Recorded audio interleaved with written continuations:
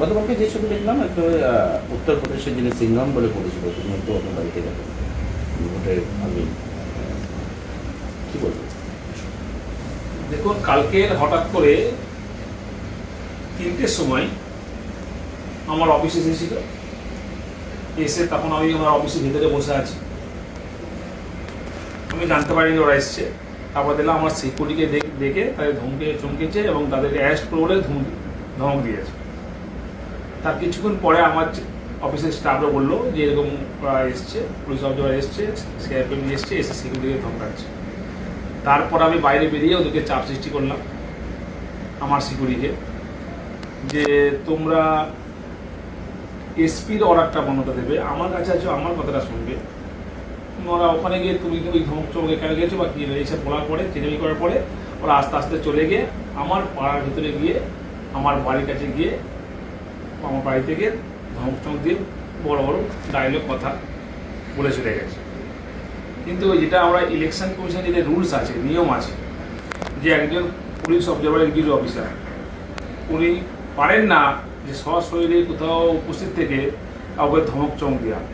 ওনার যদি কিছু বলার থাকে লোকাল এসপিকে জানাবে, লোকাল থানাকে জানাবে, তাদের মারফতে কিছু করা। ওরা লোকাল পুলিশও দিচ্ছে না, কাউকে দিচ্ছে না, ডাইরেক্ট সিআরপিএফ নিয়ে গিয়ে শুধু আমার বাড়িতে না, আমার যারা সহকর্মী আছেন প্রত্যেকটা অঞ্চলে যারা আমার অঞ্চল সভাপতি আছে, নেতাকর্মীরা আছেন, তাদের বাড়িতে গিয়ে ধমক চমক দিচ্ছে, রেড করছে। রাতের অন্ধকারে গিয়েও সিআরপিএফ গিয়ে আমাদের মায়েদের বোনদের উপর ধমক দিচ্ছে, শিলধ্বনি করার মধ্যে বুদ্ধি মারছে, কথা বলছে এবং ভয় দেখাচ্ছে। তাতে বাচ্চারাও ভয় পাচ্ছে, বাড়ির বয়স্ক লোকেরা ভয় পাচ্ছে। কিন্তু তৃণমূল কংগ্রেসের নেতাকর্মীদেরকে এই ধমক চমক দিয়ে ভয় দিকে রাখতে পারবে না। উনি নিজেকে সিংহ মনে করে সিনেমার আর্টিস্টে, আমরাও পুষ্পা, ঝুঁকে গেলি। আমরা ঝুঁকবো সাধারণ মানুষের কাছে, আমরা ঝুঁকবো গণদেবতার কাছে। কোনো দিল্লির পুলিশ বা বিজেপির দালালের কাছে আমরা মাথা নত করবো না। জাহাঙ্গীর খান কি ভয় পেল? জাহাঙ্গীর খান ছোটোবেলা থেকেই লড়াই করে উঠে এসছে। আমি সিঁড়িতে উঠিনি, লিফটে উঠিনি। আমি পঞ্চায়েত প্রধান 5 বছর ছিলাম, পঞ্চায়েত সমিতির সভাপতি 5 বছর ছিলাম। এই রানিং 2-3 বছর আমি জেলা পরিষদ পূর্ত পরিবার কর্মাধ্যক্ষ। আজকের আমি বিধানসভার তৃণমূল কংগ্রেসের জোড়াফুল থেকে প্রার্থী হয়েছি। আমি ছোটোবেলায় যেটা দেখেছি শোলে বই, সে আমজাদ খানের জো আদমি ডর গিয়া ও আদমি মার গিয়া। জাহাঙ্গীরের ডিকশনারিতে ডর বলে কিছু নেই।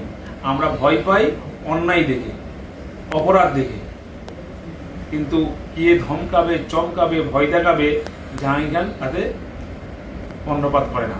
জাহাঙ্গীর যে পরিস্থিতি কোনোভাবে যদি কালকে আপনাকে গৃহবন্দী করার চেষ্টা করা হয় তাহলে কি করবেন? আমাকে গৃহবন্দী করুক, কারণ আমি যতবার ইলেকশন হয় আমি আমার রুমের ভেতর থেকে কন্ট্রোল রুম খুলে ফোনে আমি সবাই যোগাযোগ রাখি, কোথায় কি পোল হচ্ছে না হচ্ছে, ভোট হচ্ছে করি। আমাকে গৃহবন্দী কেন, আমাকে যাই করুক, ফলতার মানুষ আমার সঙ্গে আছে, ফলতার মানুষ তৃণমূল কংগ্রেসের সঙ্গে আছে, ফলতার মানুষ জোড়াফুল চিহ্নের সঙ্গে আছে।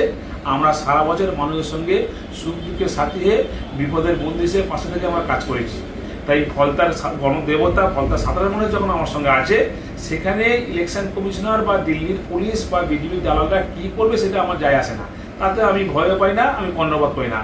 আমি সাধারণ মানুষের সঙ্গে ছিলাম, আছি, থাকবো, আর মানুষ আমার সঙ্গে ছিল, আছে, থাকবে। আগামীকাল ভোট, দীর্ঘ প্রচারের পর মাঝকে আটকানো পুলিং পিরিয়ড, তো কোনো চাপ অনুভব করছেন? আমি আপনারা দেখতে পাচ্ছেন তো, আপনারা আজকে এসছেন, দেখতে পাচ্ছেন তো, কোনো চাপ নেই। আমরা অভ্যস্ত, আমরা বাংলার মানুষ, আর 200 বছর লড়াই করে বাংলার বিপ্লবীরা ব্রিটিশদেরকে আমরা তাড়িয়েছি, বিতাড়িত করেছি। একইভাবে বাংলার মানুষ, ফলতার মানুষ এই বিজেপি নামক দলটাকে বাংলা থেকে উৎখাত করবে এবং বিজেপির জামানা জব্দ করে দেবে।